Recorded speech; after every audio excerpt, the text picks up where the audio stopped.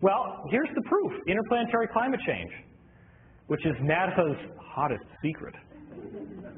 Now, we can look through and find the smoking gun of all 2012 scholarship because we can look at all the planets and the sun and see changes just like we see on Earth. And I'm going to show you a little bit of that. This is a composite graph of solar activity based on core samples from the Antarctic and the Arctic. And what you're seeing is the total amount of sunspot activity. This is what it's been doing in the last few years. We are now at a point where the only times the solar activity was higher than it was right now just so conveniently happens to be 11,000 years ago, which in ancient teaching is associated with what? What happened 11,000 years ago? Atlantis fell, right? Could that be related to the solar activity? Hell yeah. So we're now at the strongest point in 8,000 years since that happened. Mercury has grown a magnetic field when Messenger went by in 2008 that was not seen in the 70s with Mariner 10. That's a big change in Mercury. Venus has had a 2,500% increase in this green glow on the night side that you can see there. That's active oxygen. So the atmosphere of Venus is changing back into something that's breathable. Mars is growing clouds and ozone, as you can see right here. There were no clouds on Mars before. That's brand new. The polar ice caps are melting on Mars, and they're actually calling it global warming in the mainstream media. But there's no SUVs on Mars, not that I've ever seen. Jupiter is having these white ovals that were disappearing between 97 and 2000, 3 of them, and then they all meld into one. And this scientist, Dr. Philip Marcus, believed it would cause Jupiter to warm by 18 degrees in only 10 years. Now, if that happened on Earth, what would happen to all life on Earth as we know it? Toast. Toast. So there's a massive global warming going on with Jupiter. That was the prediction based on what would happen in 2000. That's about the time he did this prediction. He said 10 years. Look at what happens 8 years later. Jupiter is having raging thunderstorms and global upheaval. Towering storms more than 100 kilometers tall. The rare storms, a sign of recent turmoil on the planet. And here's the picture. These bright hotspots were never seen before. This is extra heat that shouldn't be there, and the colors of the rings are changing.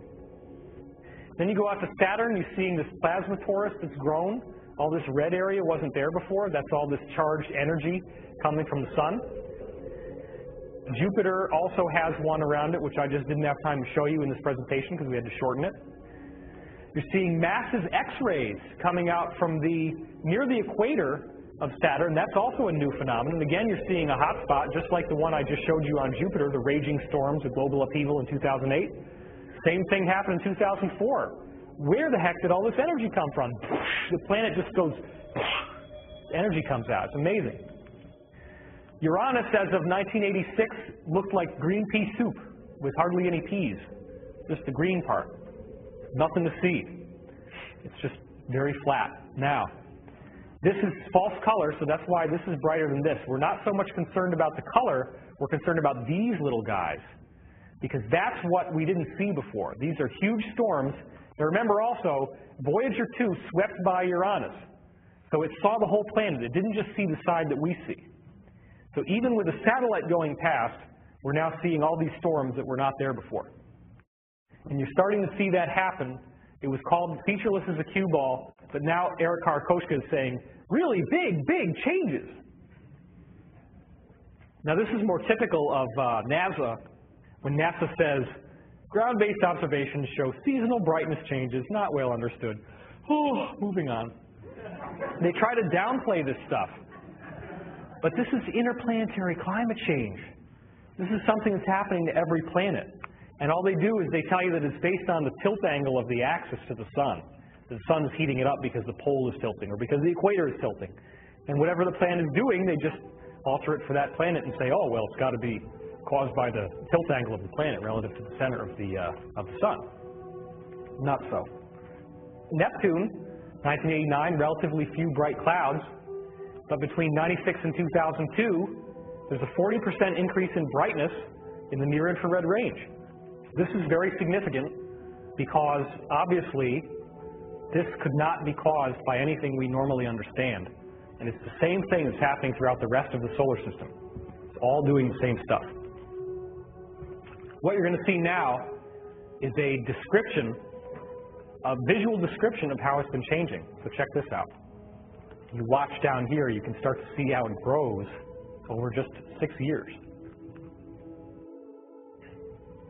So that's phenomenal. I mean, that's like turning on a lampshade and having light suddenly burst out of the planet that wasn't there before. The near-infrared range is not visible to the eye, but it's just above the visible level. So it's within the spectrum of what can be seen if you had the right eye to see it. So you can do that with a camera, you just can't do it with the naked eye. Now, Pluto is experiencing global warming even though it's moving away from the sun. There's been a 300% increase in its overall atmospheric pressure. This whole system tells us that Earth changes are not unique to the Earth. They're happening everywhere in the solar system. But even on Earth, we're seeing things that are not attributable to the ordinary climate change that we would think of as being caused by SUVs. Volcanic activity since 1875 has gone up by over 500%. Sea level is increasing. Temperature is increasing. Tornado activity is increasing. Natural disasters are increasing. The inflation-adjusted economic losses are increasing. Here you see the red indicates how much heat there is at the bottom of the Pacific Ocean, on the floor of the ocean. And then what you're seeing is 85 and 96, or 99 rather. So in 14 years, you see a substantial warming on the bottom of the ocean. Now guess how the scientists explain this? Well, of course, the sun is warming the top of the ocean. And then those warm particles just start sinking down, down, down, down, which is what they're going to do, right? And they sink to the bottom, and they warm up the bottom of the ocean. Oh, that's got to be it. They warm up the bottom of the ocean, they sink down. So the next time you ever want to boil up some hot dogs, just get a hairdryer and it works great. Why wouldn't you do it that way? You'd probably take 3 hours to boil it. It's ridiculous. Heat rises. That's the first, one of the most basic laws of thermodynamics that we all know. But not here. Something's happening inside the Earth. Well, just as we were talking about climate change in the solar system, we now have a change in this presentation. My microphone started malfunctioning at that point in the talk, and so what we've done is to move this shoot here to Joshua Tree, California. And why I'm here is for historical reasons as well.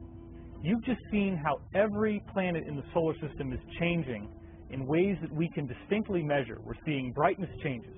We're seeing greater magnetic field strength. We're seeing cataclysmic activity. We're seeing lots of protons and charged particles in the atmospheres. Well, believe it or not, in the early 1950s, UFO contact started occurring here in Joshua Tree with the guys we call the three Georges, George Adamski, George Van Tassel, and George Hunt Williamson. And so what they ended up discovering was an ability to maintain open contact with extraterrestrial intelligence. And that open contact led to prophecies which talked about the idea that the solar system would be changing in measurable ways, just as we're now seeing. But more importantly, these prophecies from the early 1950s clearly established that with these changes in the solar system, there would also be changes in human DNA that would literally correspond to an evolution of the human species as we now know it. This is the working nature of the prophecies of ascension, soul transmutation, and so forth that have been going on for so many thousands of years. We now actually have hard evidence from written prophecies that were published in books in the 1950s that you can go find on your own, showing us, in fact, that these climate changes that I've just described are nothing new. They were known about long ago, and it's all part of this spontaneous evolution that humanity is being led through at this time. So if these prophecies from the 1950s actually have a factual basis, then the interplanetary climate change is not simply going to be something that's making planets brighter, hotter, and more magnetic. It's going to be something that actually changes life as well. Now think about what temperature increase really means. If planets are getting hotter, that means the molecules are vibrating faster. That means there's some sort of increase in frequency going on. So if those changes are being caused by an energetic field, and that energetic field is related to consciousness, then would this mean that the planet is experiencing a rise in its consciousness? That is exactly what I'm suggesting. But in order to make that transition into a new model of biology, we have to first re-examine all of the assumptions that we've made about biological life being something that is randomly evolved only on this planet in a typical model put forth by Charles Darwin, hence called the Darwinian model of evolution. I don't like the Darwinian model of evolution because, frankly, it doesn't even work. If you start looking at examples of bacteria that we see right here around us right now, we know that there's bacteria that's been found in ice from the Antarctic. There's bacteria that have been found inside volcanoes, inside nuclear reactors, and even far out in the cold depths of space. Some bacteria from the Antarctic have been revived after being frozen for 10 million years. And as you go even further, you can see that other bacteria down at the bottom of the Black Sea are able to photosynthesize, meaning that they create their own food energy from the sun, even though it's almost pitch black down there. That's a very unusual condition that suggests that they were made to be in that area. How are they able to do that? Others can thrive on nuclear radiation or even infrared light, which is basically just heat. So when you start seeing these bacteria that are inside volcanoes, in sediments miles below the ocean floor, you have to ask yourself the basic question, did they all originate from other living bacteria? Or is the field itself trying to create life wherever and however it can? Are bacteria simply the product of an intelligent energy that is all throughout the cosmos and has decided to make life the way that it is? Could it be that our galaxy has a personality, and the personality of the galaxy has created a template in which all life emerges from an energetic background? If you look at the work of Dr. Chandra Wickrama Singh, he found that the organic material that comes off of comets is biological in nature. In other words, comet dust has bacteria in it. Well, many people don't even know that this has been discovered, and yet it's a common aspect of this type of physics. Since there's billions of comets in the solar system alone, this suggests that life on Earth may have come here from comet dust, or comets that crashed into the Earth. Dr. Wickrama Singh calls this the panspermia theory. But it's not a theory that I particularly agree with because, again, you're basically saying that life on Earth did not come from here, it came from space. Therefore, somehow it would have still had to have evolved in space. You haven't ruled out Darwinian evolution. You still have the potential that life could have been a random mutation. Again, that's not what I'm saying. I'm saying that life itself evolved from a field, and the field knows what it wants. So when you're dealing with the chicken or the egg paradox, the answer is it's the chicken and it's the egg, because the chicken and the egg exist together as a template in the field, both of which are ready to spontaneously emerge when the time is right. So believe it or not, I first read a book about Dr. Francis Crick's discoveries that DNA was too complex to have evolved randomly when I was in 5th grade.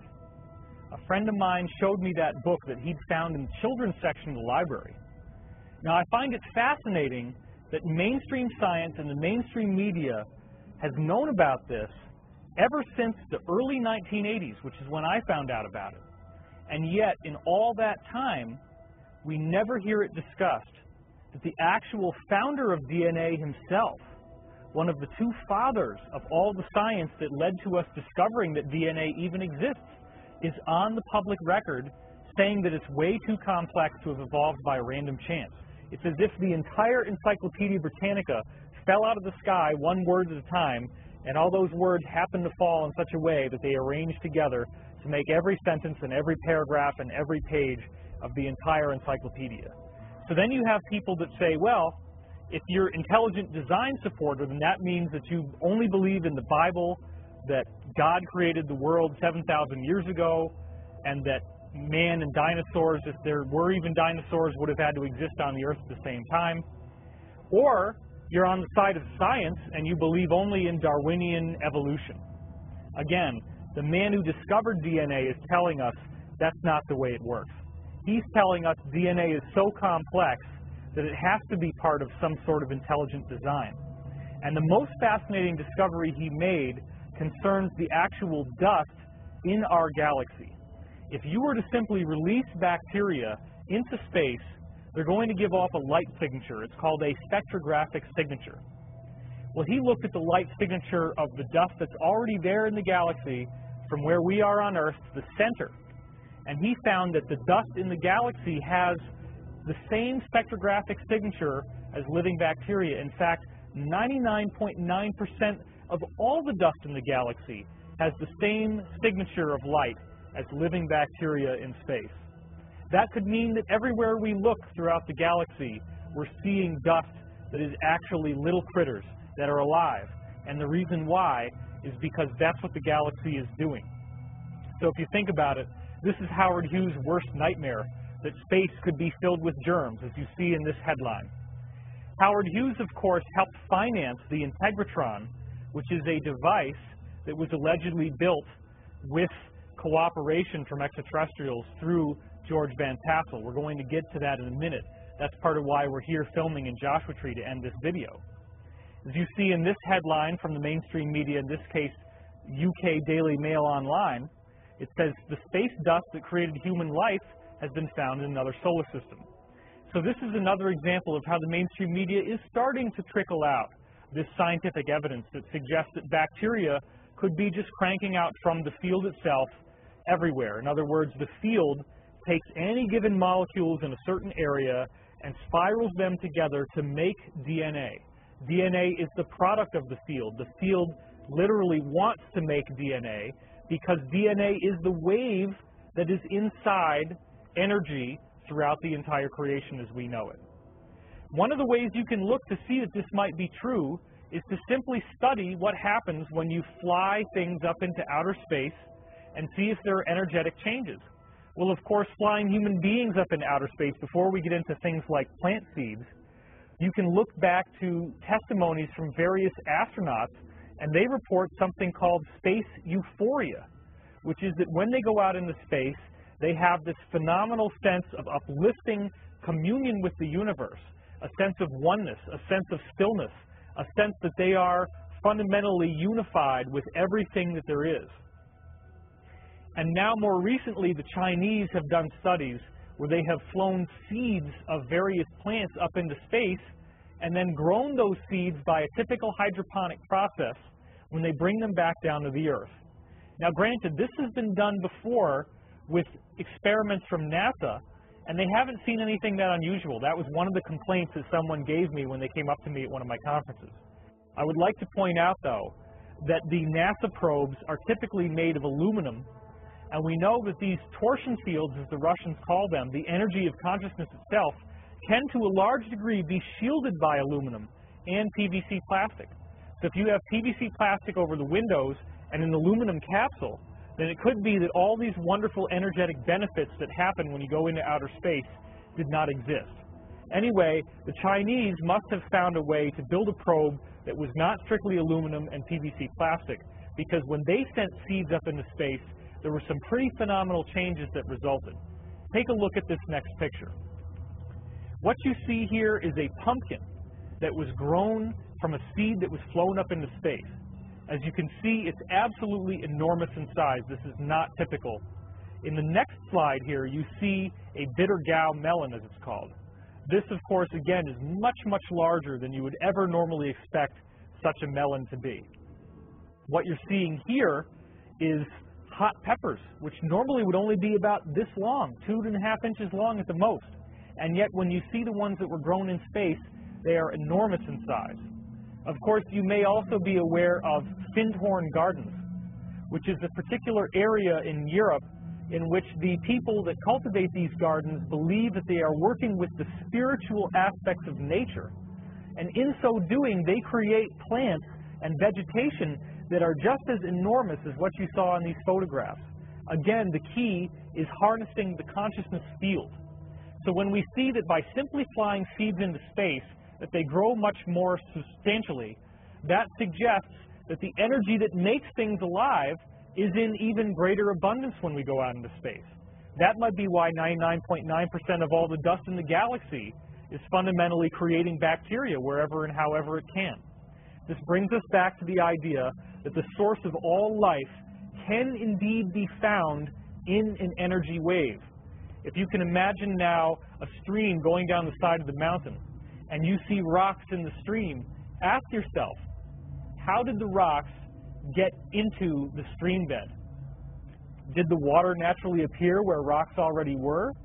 Or could it be that when there are large rainstorms and sheets of water falling down the mountain, that they're unearthing rocks that would naturally be there on the mountainside, and the rocks roll in the water current and end up rolling into the bottom of the stream? So that when they get to the stream, it's because there is a pressure that pushed them there. Now think about how this relates to DNA for a minute.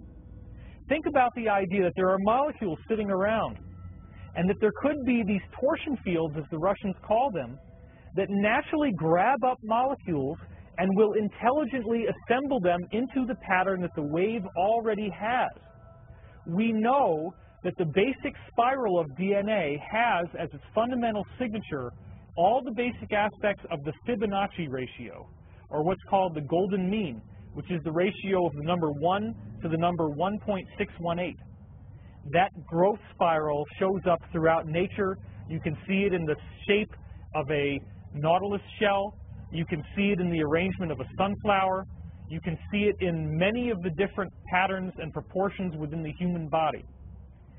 This suggests again that the Fibonacci ratio is the fundamental character of the wave, and that DNA is emerging from this wave that exists throughout all of space. Well, this becomes a much more advanced proposition when you look at the work that has been compiled by Dr. James Strick, who wrote a book with the Harvard University Press called Sparks of Life. In the book Sparks of Life, Dr. Strick exposes a major scientific conspiracy that was going on throughout the 19th century, where some scientists were arguing in favor of the Darwinian model, where life evolves through spontaneous random mutation. It just seems to show up on a given planet. You don't know how it got there, it just randomly appears.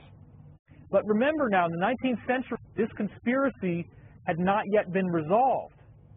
This was a conspiracy in the sense that the Darwinians ended up smashing down evidence that went against their own model. There were others who were arguing for spontaneous generation, which is the idea that life will spontaneously arise from non-living material. And there were numerous experimental examples of spontaneous generation that were found. These are examples in which you have a hermetically sealed container, and all you have in it is non-living material. There's no way that life could have gotten inside, and yet life spontaneously appears inside this hermetically sealed chamber anyway, with nothing more than water and the most basic ingredients allowing it to come into being. So Louis Pasteur himself had cases where life originated from non-living material. Now if you see on the side of the milk carton where it says pasteurized, that Pasteur and pasteurized is Louis Pasteur.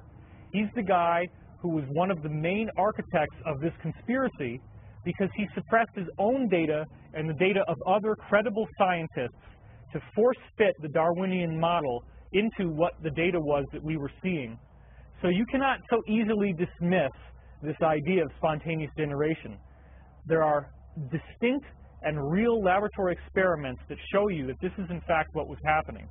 What we've instead had happen is that history has been completely rewritten in favor of the Darwinian model of evolution. And in my opinion, that shouldn't have happened. Well, the best way to see evidence for yourself that this natural, spontaneous emergence of life can exist is in a paper with a very large tongue-twisting name, Ultrastructural and Light Microscopy Analysis of Sapobians Formation and Growth in Vitro. This was performed by Professor Ignacio Ochoa Pacheco. What is he saying here?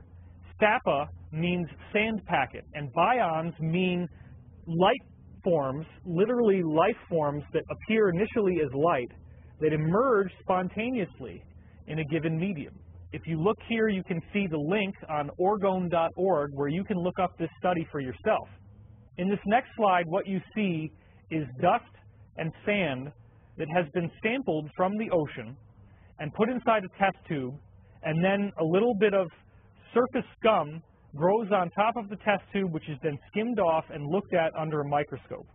You don't see anything remarkable in terms of structure in this photograph, because you're literally just seeing little globules that have appeared.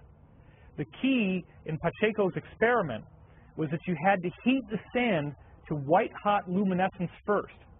Once the sand was heated to a white-hot luminescence, and then you put it into a sterilized test tube with nothing but sterilized distilled water, and you kept a stopper on it, and it was all done inside a vacuum, so there was no possibility of life growing inside. Then what you do is you look at the skin, or what Pacheco calls the surfactant, that grew on top of the water.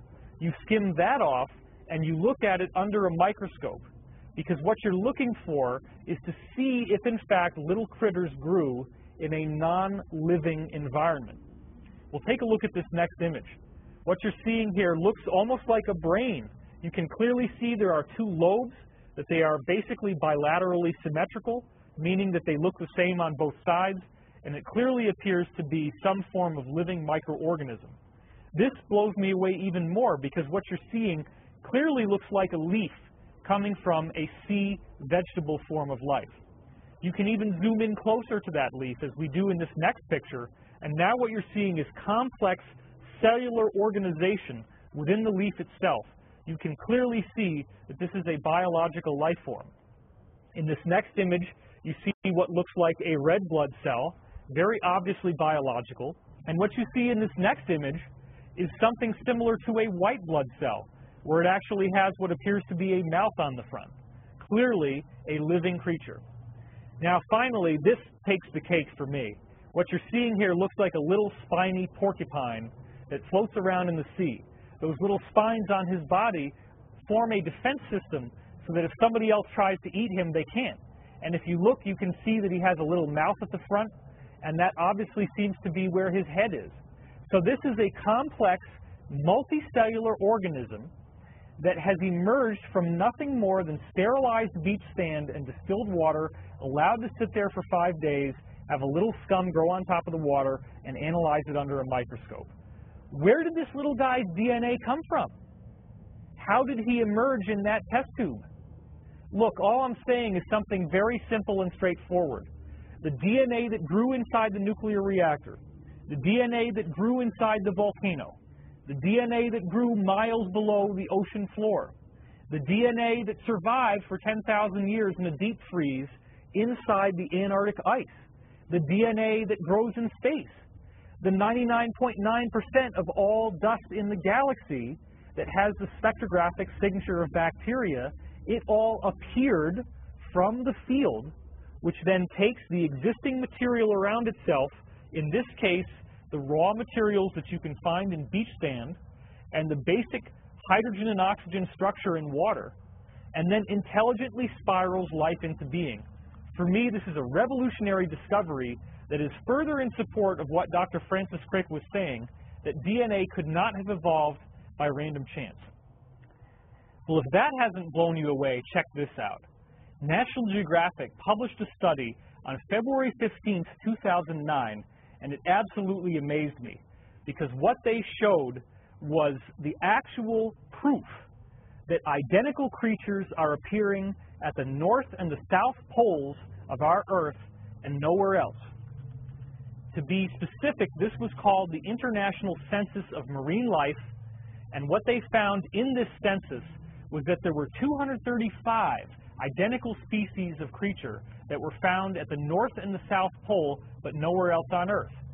Finding so many species inhabiting both poles startled the scientists, as National Geographic said. Among other species that were found on both poles included whales, worms, and crustaceans. Exactly where these species came from and how they ended up a world apart with comparatively warm oceans in between remains a mystery, the scientists said. And that's a direct quote from the article. So what they don't understand is that the field is creating these life forms. Some scientists actually tried to say that ships may have been taking in ballast, meaning water, to weigh them down at the North Pole, sailing to the South Pole, and then releasing the ballast, and that this is how the creatures went from pole to pole. Well, that was actually examined, and they found that there are no ships that are traveling that way that could account for this. What you're simply seeing is that the Earth has this energetic engine that's cranking out life forms at the poles by the same process, and those life forms only appear there and nowhere else. Well, if you look at this first picture, what you're seeing is called Limacina helicina. This is a creature that only appears at the pole, has a very unique and interesting structure. The bottom of it looks almost like it's a snail shell, but then the top of it appears to be some strange form of jellyfish. This next creature that you see here, again, only appears at the poles, has a very interesting, almost angelic look to it. The next creature here, again, looks like a crustacean, sort of like a shrimp, but you only see this creature appearing at the poles. And lastly, this guy very much looks like a shrimp, except you see he has these two huge arrows at the front of his face, obviously for some sort of defense to stab other creatures and have his own food supply. What we're seeing here is a really phenomenal effect, because you can look at the work of Pacheco and see little marine organisms growing inside that beach sand that was heated to 1,000 degrees Celsius. But now we look at the Earth itself, and when we look at the poles, we're finding creatures that emerge there but nowhere else. To me, this is a phenomenal proof that what we're dealing with is, in fact, a source field, a life-generating energy field that will naturally take biological material in a given area and arrange it in such a way as to create life forms based on a design template. A design template, by the way, that is intelligently made. Is this solar system change that we're dealing with in some way related to species evolution? Does this solar system change promote species evolution in some way? Could DNA originate and evolve by an outside energy source? We're already seeing the proof lining up for that to be possible. When we look at the study of Dr. John Kearns, we see further evidence that this evolution of species could be energetically promoted. When you take bacteria who are lactose intolerant and you drop them into a lactose-only environment, as Dr. John Kearns did, they do not die off from starvation as you might expect. Instead, they spontaneously evolve new mouth parts that allow them to digest the lactose. This means that a change in the environment actually stimulates evolution. Well, it's obvious that global warming is a change in our environment right now. It's too hot, it's too cold, there's too much water, there's not enough water, and these things keep happening over and over again. So is that change in our environment stimulating us to grow in some way? Well, we just saw now with bacteria that you can drop lactose-intolerant bacteria into lactose, and they spontaneously evolve into something else. We can also see the same effect as you saw with the lactose-intolerant bacteria digesting lactose by spontaneous evolution by looking at the Italian wall lizard. Over a 36-year period, the descendants of these original lizards spontaneously evolved in a very fascinating way. In 1971, 5 adult pairs of Podarcus sicula, or the Italian wall lizard, were moved from their home island in the South Adriatic Sea. Their home island, known as Pod Capisti, was a desert, and they survived by eating small insects. The new island they were moved to, called Pod Mercaru, was a lush vegetative tropical paradise, and the lizards adapted and became vegetarians eating plants. The scientists then returned 36 years later, after 1971 when it first happened, in the summer of 2004, 2005, and 2006. During this time, what they did is to capture the lizards and measure them for various bodily dimensions. This includes the size of the vent on their nose, or the snout vent length as it's called. This includes the dimensions, the size of the head, and of course the mass of their bodies. They took tail clips off of these lizards. They didn't kill them, but they just took clips off the edge of the tail and tested their DNA just to make sure that these lizards were in fact the descendants of the original 5 adult pairs that were brought there in 1971. The DNA tests confirmed that they were the same lizards from the source population. Yet the scientists discovered that in only 36 years there were what they called quote-unquote striking differences in the size of the head, the shape of the head. The bite strength had gotten much stronger because it's a lot more difficult to bite through the fibrous material of plants than it is to bite through an insect's body. And they found, most significantly, new structures that had developed inside the digestive tract of these creatures after only 36 years. In fact, these cecal valves, as you see in this image, were never before reported for this species. This is a small pocket inside the digestive system that creates fermentation, which allows these plant matter to be digested properly. So you can see in this next image different types of lizards that are from the same species. And what you can see is noticeable changes in the size of the head. I show you this image just so that you can get a grasp on how big the head could become from a creature that already had a smaller head in the past. Again, this is a spontaneous evolution. It occurs over only 36 years of time, and we're seeing adaptive changes that allowed these insects to be able to eat plants. They also stopped the instinctive behavior of defending their territory. This is very interesting because it suggests that the vegetarian diet helps to reduce aggression. The behavior of the lizards actually changed when they no longer had to kill living things for their food. They stopped being so aggressive. So this is a really phenomenal study for me. You see this little guy and you wonder how in the world simply changing his environment could have made his biological nature change so much. Another example of the same type of effect was found with the humble lizard known as Anolis sagre, or what most of us would call the anole. You can actually buy these little guys as pets in the pet store.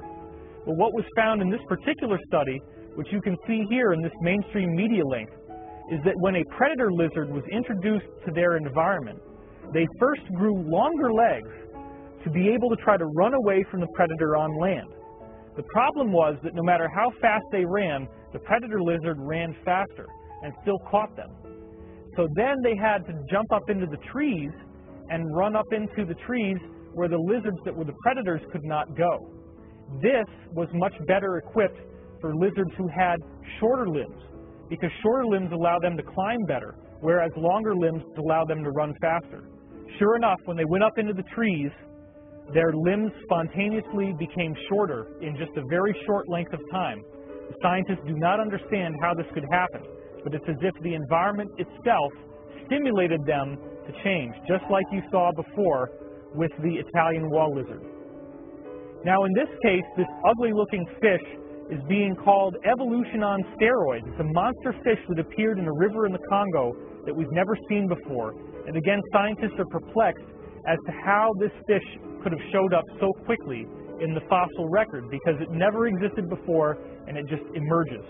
Similar to the way that we're seeing how National Geographic showed 235 different types of life that only exist at the poles. It's showing us that the field is out there and the field is changing and life is changing as a result. In this next mainstream media link, you're seeing that swimming orangutans are now being discovered. The problem is they didn't used to be able to do this.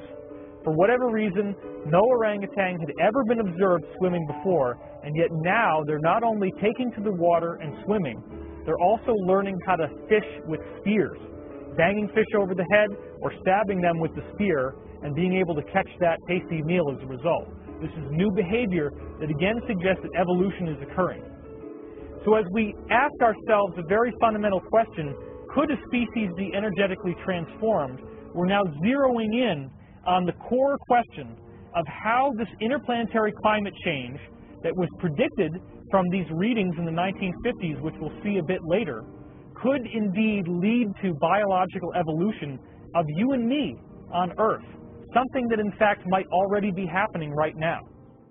We now look at the work of Dr. Tizian Kanchizan, a Chinese scientist whose work has been picked up and analyzed by Russian scientists. What he found was a DNA transformation that was through nothing more than a wave itself. As you see in this diagram, you have number 4 being a duck and number 6 being a chicken. Of course, they're not anatomically correct. It's a very simple diagram.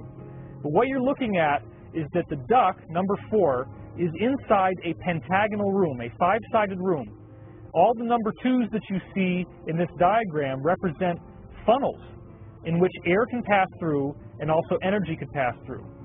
Then, after the funnels, you see those orange lines which actually represent copper pipes that go from the funnel to the other room where the pregnant chicken is being held. Now, the pregnant chicken is very important because there's eggs that are developing inside the chicken's womb.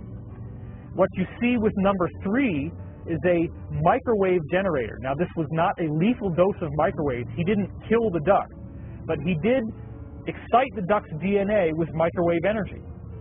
Now, what happened was really phenomenal because as the duck's DNA was being excited, those energy patterns went over into the room with the chicken. Now, let's look briefly at this image of a duck. You can see that the duck has a long beak, it has a long neck, it has large internal organs, and if you look down at the feet, you can clearly see that there's webbing between the toes. When we look at this picture of a chicken, you can see the chicken's beak is much shorter, you can see there's no webbing between the toes, and in fact the length of the neck is much shorter. Now, it was a synchronicity. It just so happened that I was looking for these pictures online, and when I found this picture of the chicken, it happened to be a chicken who was raising ducks. Now, of course, when the eggs hatched, they didn't look exactly like ducks. But what they did look like was really phenomenal. As you see in the next picture, there's webbing on the feet, and in fact they were called duck hens. The webbing grew on feet of eggs that were laid from a chicken. Chicken feet don't have webbing. Chicken feet are supposed to have naked toes. And as you look in this next image, you can clearly see that the head of the duck hen looks more like a duck than it does like a chicken. In fact, we have some very specific statistics we can look at here in which 500 eggs were zapped through the chicken. Of those 500 chicken eggs that were zapped, 480 of them actually hatched. 80% of the eggs that hatched had a flat duck-shaped head as they developed. 90% had a shift in the position of the eyes where the eye actually moved back on the skull to the position it normally would be on the head of a duck. And 25% of them actually had webbing that grew between the toes. This is phenomenal because what it shows is that the genetic material of the chicken was spontaneously rewritten inside the womb so that when those eggs laid, they became half duck, half chicken creatures. That completely bypasses traditional Darwinian models of evolution. So you see how it is totally possible to explain evolution that has occurred on the Earth as being existing more primitive species that are energetically rewritten into more complex forms of life later on. Well, we can also look to the work of Dr. Peter Garriev, who took this even a step further. And what he did is to take eggs that had been laid by a frog and then zap them with a laser light that had gone through eggs laid from a salamander. Now, a salamander is considered a more primitive form of life than a frog. One of the unique qualities of a salamander is that you can cut off one of his limbs and the limb will actually regrow. The salamander has the power of regeneration, whereas the frog does not. So in this sense, you could almost say that it dialed the DNA backwards in evolution a bit. Because what happened when you redirect laser light through a salamander's embryos into a frog egg is that the frog egg has a complete metamorphosis, and what comes out is a fully healthy salamander, not a frog. Now, this is a scientific revolution in the making because it suggests that you can have a complete transformation from one species to another within one generation. Your parent could be one creature, you lay the egg develops into a completely different creature, and the only thing that you need to make that transition possible is the actual wave information that rewrites the DNA. It's almost as if DNA is like a jigsaw puzzle that has more than one solution. And this really changes how we see life and how we see evolution. It could very well be the engine of evolution. For if, again, you look back to the fossil record, as I said before, Dr. James Rope and Dr. David Stepkowski, two paleontologists from the University of Chicago, analyzed marine fossils, over 3,600 different genres of life that emerged in the various layers of fossils from the ocean. What they found over and over again was that there was a 26 million year cycle in the way that life was evolving in the Earth. This 26 million year cycle goes back, as you can see here, some 250 million years into the past, and it includes the fall of the dinosaurs. So how could something like this be possible? How could all creatures on Earth be spontaneously changing in even intervals of time? Well, the scientists really don't know what to make of this. And it got even stranger when there was yet another cycle that was discovered by Doctors Robert Mueller and Robert Rode, which in this case is 62 million years long, as you can see in this diagram.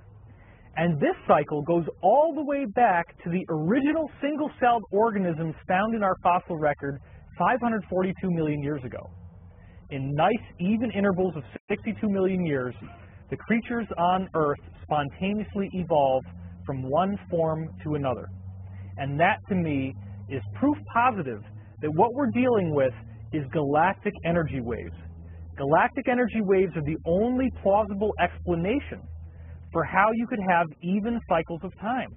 What I'm suggesting is that there are evenly spaced waves of energy in the galaxy, and that those waves of energy are moving away from the center at a nice steady speed.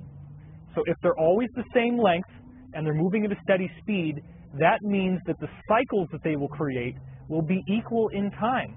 And in fact, we can actually look out at the galaxy and see that galactic bioenergy fields may indeed be responsible for causing this 62 million year and 26 million year evolutionary cycle. Now look at this. In this diagram, you see the redshift variations in the supercluster of galaxies known as Virgo. What do I mean by redshift variations? Redshift is a microwave frequency that is given off by all objects in the cosmos. Most scientists interpret redshift as being indicative of how far away something is. But Dr. William Tift upended this whole scientific orthodoxy by finding that within a single galaxy, redshift starts changing in even intervals. And those intervals look like layers in an onion, meaning that the highest redshift is at the center of the galaxy, and then in evenly spaced orbits away from the center, the microwave frequencies of light that all the stars are giving off have changes in their frequency that are very measurable. Now, you can see it in this image from the Virgo cluster, and you can also see it in this next image, which is taken from other areas in the Virgo cluster. Dr. Tift's studies have looked at hundreds and hundreds of galaxies. Between him and other graduate students who have investigated this, they have yet to find a single galaxy that does not have these striations within it, where you see varying microwave frequencies. I then direct your attention to the work of Dr. Harold Aston, a scientist who on his website, energyscience.co.uk, has fundamentally rewritten the basic laws of electromagnetism by going back to Maxwell's original equations and then extrapolating off of them. He shows you every step. It's straightforward. Any scientist can follow it. What's so interesting is that as he looked at Maxwell's equations, he found that this quantum medium, if you will, the background energy that all matter is made of, would have certain thicknesses, or densities as it also is called. These densities, in turn, can be calculated with equations that Dr. Aston has discovered and published freely on his website. You can crank out the microwave frequencies that each density in the quantum medium will give off.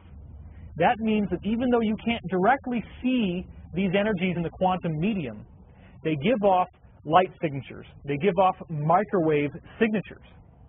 Well, this is what's so fascinating, because when Dr. Aston went back and looked at Dr. William Tipps' microwave frequencies of redshift that he found in galaxies, those frequencies in the little striations that you see in the galaxy, shaped like an onion, are identical to the variables that Dr. Aston's equations cranked out. That means that we have a theoretical foundation that was built first that says that the quantum medium has different levels of density, different planes of existence, if you will, where the basic qualities of matter and energy might even change. And he found that they really do exist in these waves in the galaxy. So we already know that the waves are there. They have been observed in every galaxy that has ever been looked at, well over 200 of them so far. They have been calculated theoretically. We have the equations. And now we're seeing that our solar system is undergoing climate change, and that climate change seems to be due to this expanding ripple of energy that's coming into the solar system. Well, that expanding ripple of energy could be coming from a wave that emanates from the galactic center. Let's look at the work of Dr. Rosine Lallement, because in her work, which you can look up online at the link that you see on this screen, she discovered that the clouds within the local interstellar medium, which is the area of space around the solar system, appear to be flowing towards the solar system from the direction of the galactic center. That means that we actually have proof that these energy fields are emanating from the center of the galaxy, rippling through space, expanding away from the center, and then impinging upon the solar system. You can see that dramatized in this diagram that we have created by computer animation. So let's look at that for just a minute. You see the Milky Way galaxy, and as we zoom in on the Milky Way galaxy, you can watch these ripples expanding away from the center, expanding through the galaxy. And then when they hit our solar system, what do? They charge up the sun. The sun releases energetic particles. Those particles are captured in the atmospheres of the planets. The planets become brighter, they become hotter, they become more magnetic. And in fact, it's also now conclusively stimulating evolution on the planets themselves. When you look again at the 62 million year cycle discovered by Drs. Mueller and Rode, you're seeing the actual signatures of these galactic energy waves rippling through the solar system, colliding with our Earth, and reprogramming the DNA on the Earth. I just showed you in this video how the salamander's egg can be shined through with a laser and redirected into a frog's egg, and the frog's egg then completely metamorphosizes into a salamander. I showed you chicken eggs that were hatched after being zapped with energy from a duck, and they came out as half duck, half chicken. I showed you how lactose-intolerant bacteria would spontaneously evolve a mouth that could digest lactose. I showed you the Italian wall lizard that in the presence of a vegetarian diet completely rewrote his DNA to become vegetarian and to create cecal valves in his digestive tract that allowed him to be able to digest plants. And I showed you a lizard, the anole, that was able to make his legs first longer to run away from a predator and then shorter when he had to run up into the trees. So you're seeing now that life is a field. DNA does not evolve randomly. DNA is an intelligent template, and the template listens to what's going on in nature. The template pays attention to what's happening in its environment, and it makes changes accordingly. But more importantly, what you're now seeing suggests that the galaxy itself has the information that is causing human evolution to be dramatically speeding up. So do we have any evidence that in fact human evolution is dramatically speeding up? We've looked at the fossil record and we've seen examples of other species that can clearly be energetically reprogrammed. We've seen these 62 million year waves of energy coming through. We know that we're at the end of a 62 million year wave of energy right now. We've seen that the galaxy actually does have ripples of redshift, and that Aston's equations show us that those ripples correspond to planes of existence or densities of energy within the quantum medium. So this quantum medium can reprogram DNA. And we have evidence that it's actually happening to our own DNA. We can look and see that human evolution is speeding up. Look no farther than the work of Dr. John Hawkes, an anthropologist from the University of Madison, Wisconsin. He studied rapid evolution, or what's called positive selection, in human beings. And what he found was that in the last 5,000 years, human evolution is now moving 100 times faster. Specifically, as you look to the last 40,000 years, he said that during that time, we have been going through what he called supercharged evolutionary change. The most unusual discovery that John Hawkes came up with is that we are more genetically different from people 5,000 years ago, that means 3000 BC, than they are from the Neanderthals. In other words, if you take someone from 3000 BC, they are more similar to a Neanderthal than they are to us. That completely flies in the face of how most of us think that the human being as it is now is pretty much the same as it's always been, and that nothing much has changed. This mainstream media link from the Daily Galaxy is one of the ones that shows you where this was published so you can go back and look at it for yourself. And this link comes to you from the BBC News. So clearly this is not being hidden, it's right out there in the open. All I'm doing is taking these various elements and putting them together so you can see how, in fact, what's happening to the solar system right now is an energetic upgrade caused by these waves of energy from the galaxy rippling through and impacting on our solar system, reprogramming and rewriting DNA as we think of it right now. You can also see what's called the Flynn effect, in which everyone's IQ is increasing by an average of 3 points per decade. This is not unique to any one country. It's been occurring over 20 different countries, and those are only the ones that Dr. Flynn was studying. The change has been going on for more than a century, over 100 years. That means that the IQ test is measuring the average as being a score of 100. A 100 IQ is what the average person is supposed to have. In order to keep the IQ of 100 as an average score, they have to keep reducing everyone's IQ by 3 points. So 10 years from now, your IQ is going to get knocked down another 3 points, another 3 points, and that's because everyone else is getting smarter. So you may also be smarter in the future, but you would test smarter as well. That's the key. The IQ has to be adjusted because human beings keep getting intelligent. This has happened for over a century. 3 IQ points per decade is a phenomenal effect. And what was most interesting was that Flynn discovered that the increase is most striking for tests that measure the ability to recognize abstract, nonverbal patterns. Nonverbal patterns. What does that mean? That means symbolism, creativity, intuition, not literacy. So this is not an effect of people reading more newspapers, going on the internet, reading more books and magazines. This is the result of the spontaneous information that comes in from the field that changes the way that we think, the way that we feel, and changes our minds so that we become more intelligent. This amounts to a cultural renaissance, as Dr. Flynn said, and thus it is something that will fundamentally alter humanity as we now know it. We are in the evolutionary fast lane. In this next study, you can see that 45 out of 52 countries in the world are showing a significant increase in everybody's average happiness.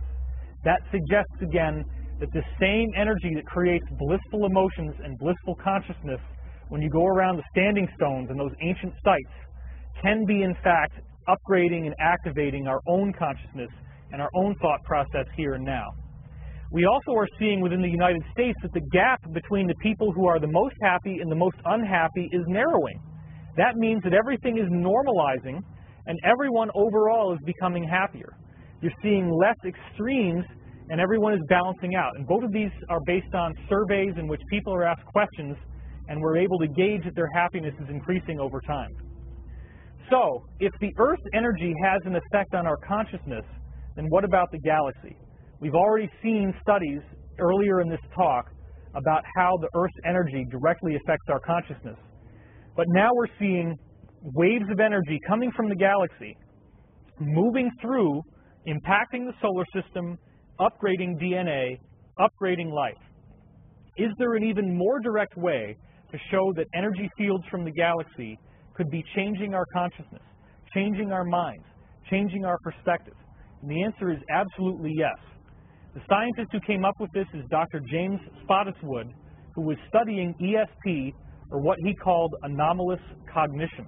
He did a meta-analysis of all this research. By combining over 20 years of studies into these abilities that people have, these are ordinary people that were documented and done under scientifically stable conditions. Their ESP ability was standardized and put on a certain gradient scale, and what Spottiswoode did was to take all these different studies and meta-analyze them so that everyone in every study is given a universal score of how psychic they were so they could all be compared. No one had ever combined together all these different studies before until Spottiswoode came along. He was the first one to do it. And what he was looking for was to see if people would be more psychic during a certain time of the day. Could it be that when the sun is right over your head during high noon, that your ESP ability would go up?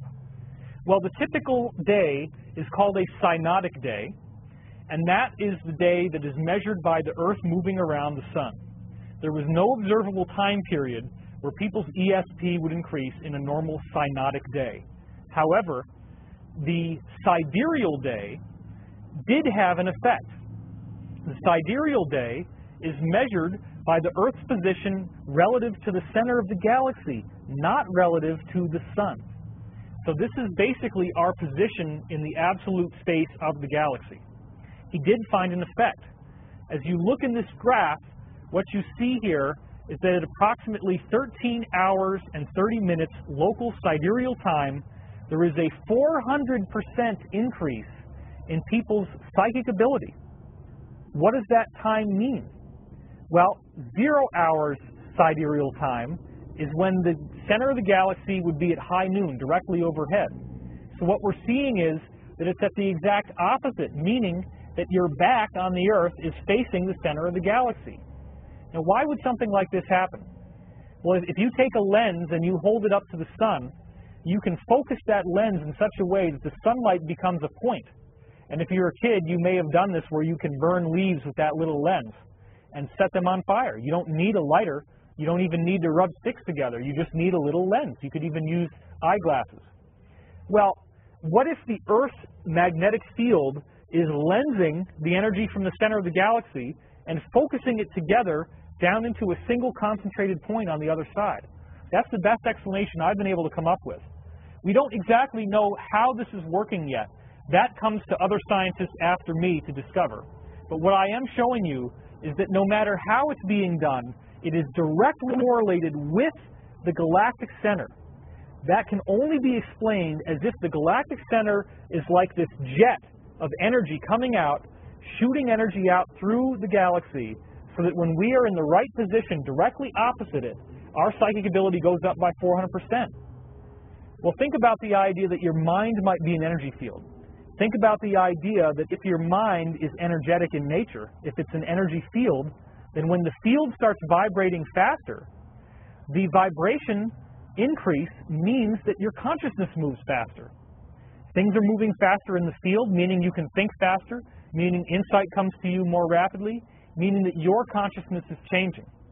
So this is the bottom line proof that shows us that this renaissance that we're seeing in our society, where so many people are developing synchronicity, ESP, even the ability to potentially channel other forms of life and give them a voice, is coming about because the galaxy has decided that we would evolve at this time in our life. This is the real working root of the 2012 prophecy. This is what I'm going to be discussing in my book, which is due out hopefully in the spring of 2010, 2012 Enigma, Blueprints for a Golden Age. This is the same material that I'm going to be discussing in my film, Convergence the Movie. It is my sincere hope that you can run with the ball, because when the book comes out, 2012 Enigma, you will have all the references, all the links, so that you can look at this science yourself, show it to your friends, and bring out conclusive proof, and give them evidence to see beyond what they have always known, to look to the future, to look to a future that is positive for humanity, positive for all of us. I also invite you to come and attend one of my convergence seminars, because in those seminars, what you've just seen in this video represents only the beginning. I go through a 16-hour lecture with over 800 different slides, and I will show you how all of the things that we've been talking about up till now are then mirrored in prophecies that are given to us from the 1950s. I read you what those prophecies are. This is also going to be done in the 2012 Enigma book. You're going to see the prophecies. You're going to understand what they say. You're going to see the Bible in a whole new way. You're going to see biblical prophecies that clearly establish that there is interplanetary climate change, that there is a spontaneous evolution that is likely to result from this.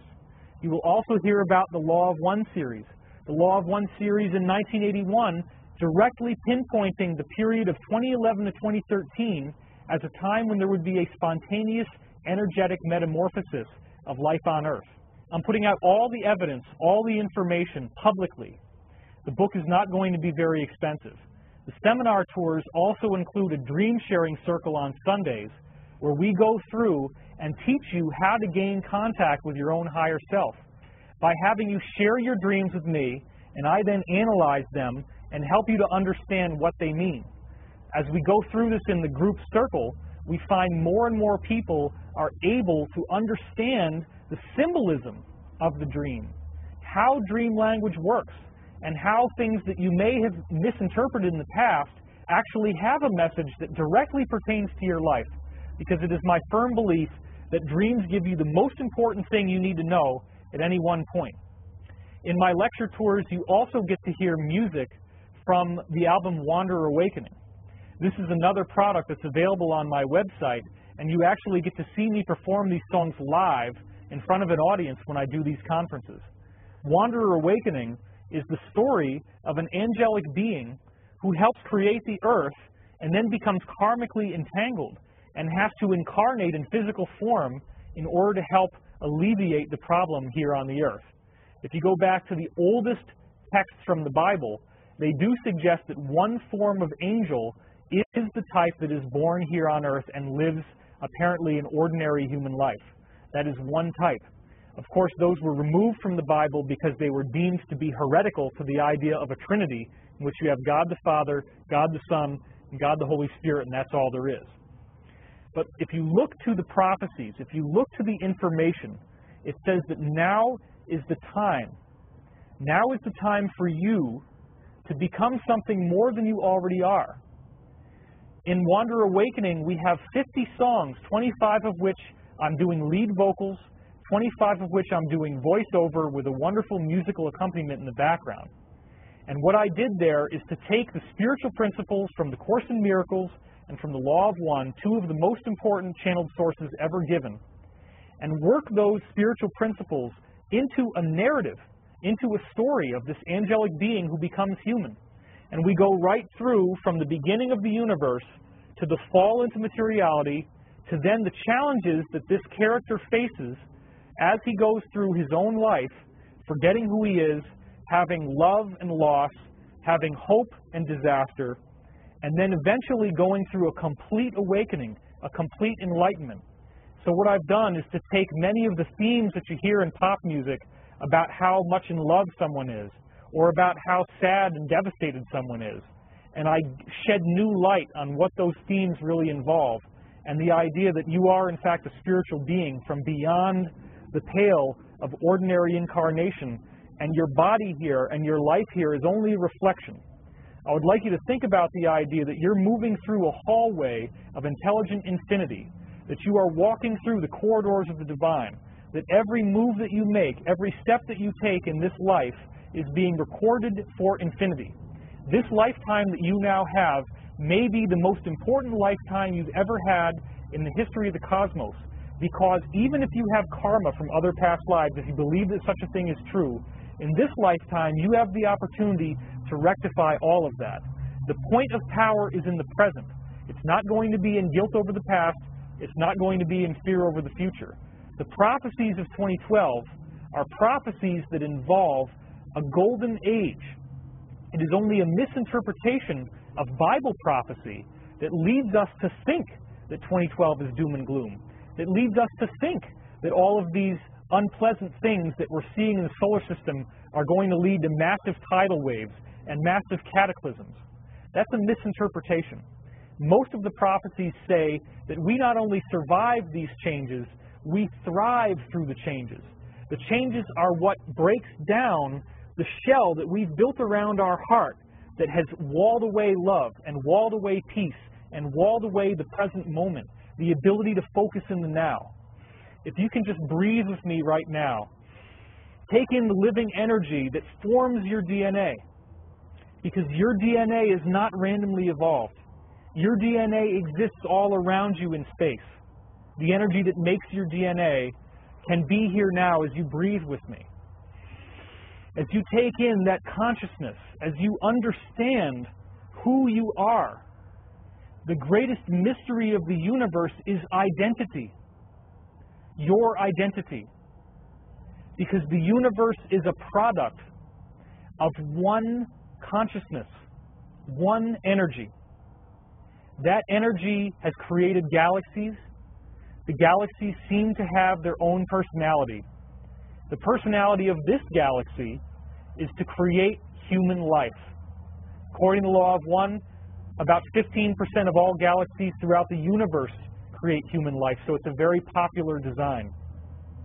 That also means that if at some point there is a disclosure by the powers that be, whether it's Obama or another country, if that disclosure includes the idea that many extraterrestrial forms of life look and appear human just like us, now you know the answer as to how that paradox can be solved.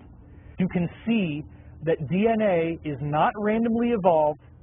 DNA is a spontaneously emergent property of the vacuum itself. DNA is the product of an intelligent, loving consciousness.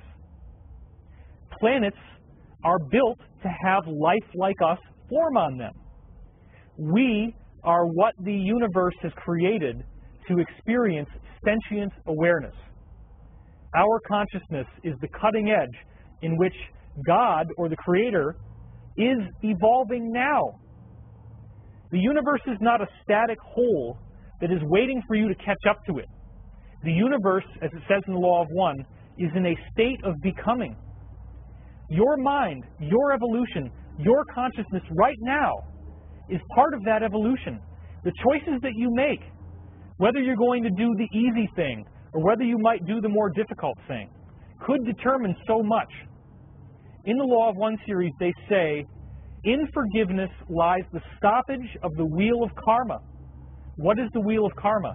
The wheel of karma means that you move from joy to disaster over and over again. When you're at the top of the wheel, everything seems great and everybody seems to love you. But then you fall to the bottom. The wheel goes round and round over and over again. Joy and disaster, joy and disaster. Well, what's really happening here? In forgiveness lies the stoppage of the wheel of karma. In forgiveness is the understanding that there's only one of us here. There is no space, there is no time, there is no past or future, there is only now. And in fact, there is only foreverness, timelessness.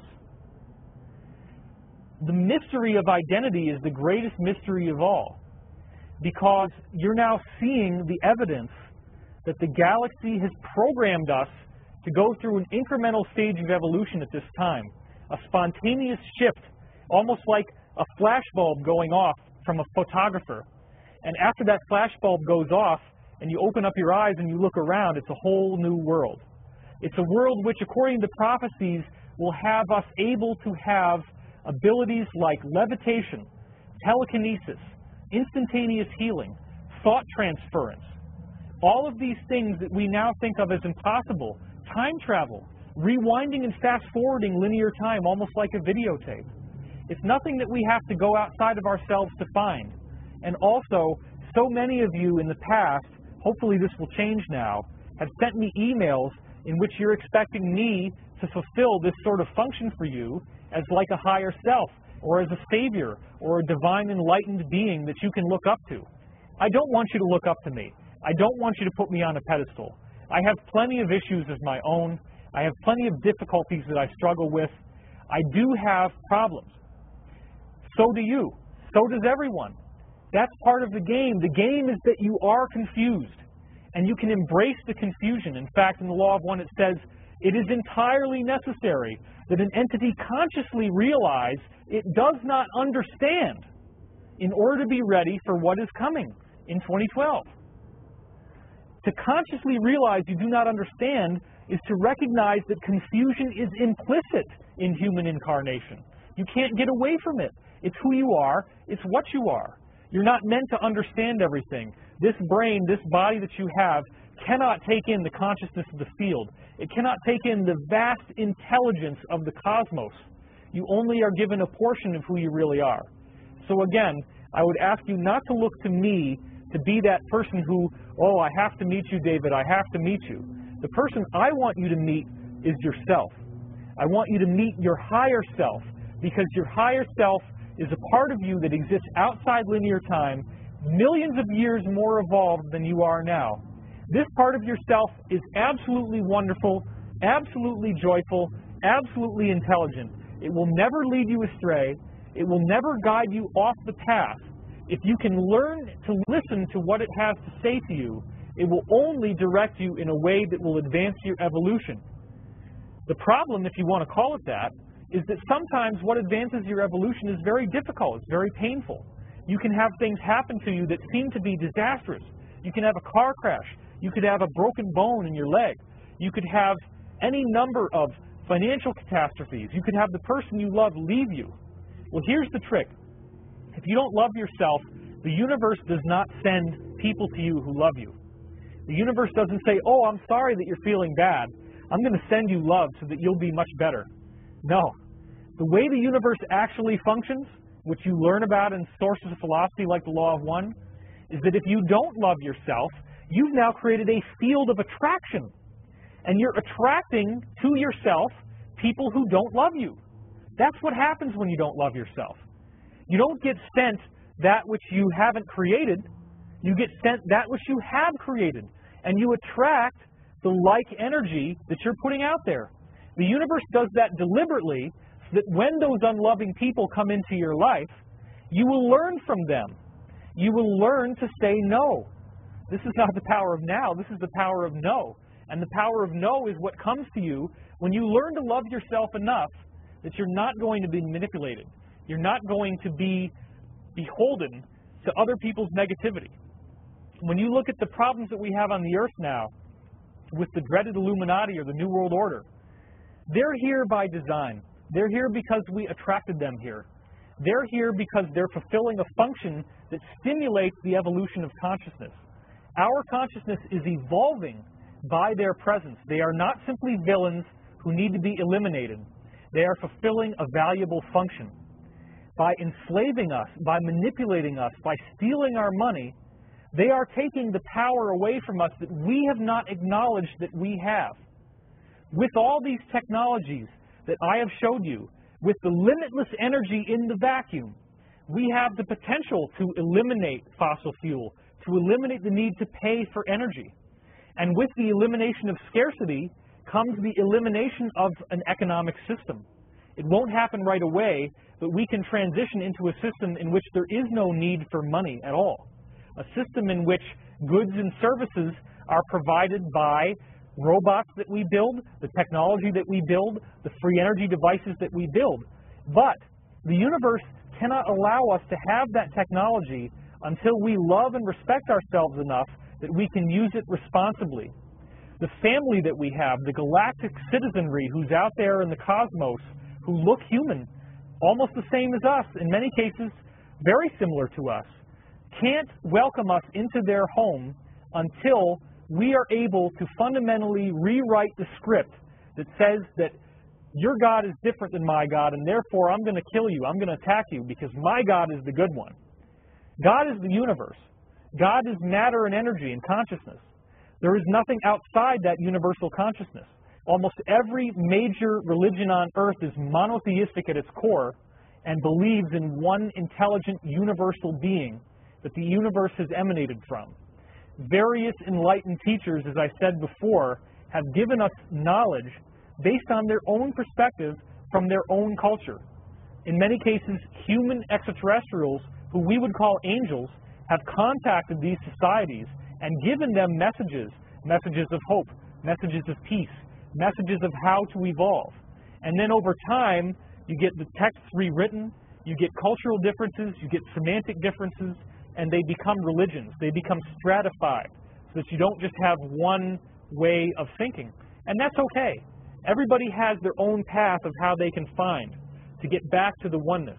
But again, your higher self does exist. If you identify qualities in someone like myself or someone else, and you admire those qualities, and you're sitting there hoping that you'll be able to meet a person like that, look no farther to the stillness of the quiet point within yourself that you can find in meditation. Because in the now, there is that contact with your higher self. You can simply breathe in the consciousness of the universe and be one with who you are right now. You can live that consciousness. You can fulfill the promise that, in fact, human becomes godlike. That is the promise that ultimately even is in the Bible. Because in John 14:12, Jesus actually says, "As I do these things," meaning the miracles, "so shall you do them, and greater things, for I go unto my Father." The Father is the field. The Father is the intelligence of the cosmos. When you go unto the Father, when you go into the cosmos, when you tap into the field in the now, in the present moment, you have attained peace. You have transcended the duality of this world that says good and evil, light and darkness. You can see that those people in the past who may have been controlling and manipulating you were only bringing you to a point that you could stand on your own 2 feet, learn to say no without being angry, but by forgiveness. And forgiveness is the stoppage of the wheel of karma. Or as it says in the Course in Miracles, forgiveness collapses time. Time is what it takes to get from where you are now to where you will be when you reunify with yourself as the one infinite creator, as the infinite intelligence this cosmos is built from. You can collapse time in forgiveness. You can forgive everyone who's hurt you. You can forgive yourself for not seeing the truth and the beauty of your own perfection. Once you see that truth and beauty, you'll realize there is only one of us here. And you are the light, you are the love, you are the one infinite creator. This is how it was, how it is right now, and as it always will be. There is nothing else, there is no one else. There's only one of us here. I want to thank you for watching this video, and may peace be with you. Congratulations, you now have your diploma. You're invited to the I Told You So party in 2013.